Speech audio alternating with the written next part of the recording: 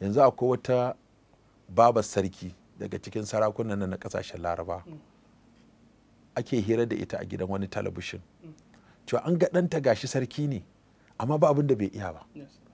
kuma waɗanda suka yi karatu da shi a jami'a suka ce shi bai taɓa ba da wanki da guga ba,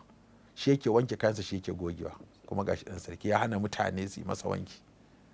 ya iya keke, ya iya ruwa, ya komai aka zo da sai a ga ya iya. Ta ce ni yadda nake wa 'ya'yana tarbiyya shine su karɓi kowace irin rayuwa, domin duk ranar da za a ce sarki sai an dafa masa abinci zai ci to ba sarki ba ne, don ba a dafa abincin ba sai ya shiga da kamata ya ce ya iya abincin da in za a bata masa rai zai iya shiga kicin ya haɗa abinci ya ci abinsa.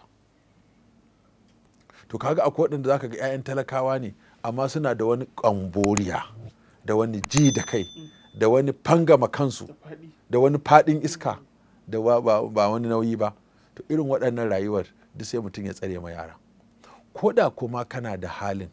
kada ka dinga nuna ma yara rayuwa hali don ba a san abin da zai zo ya canza ba.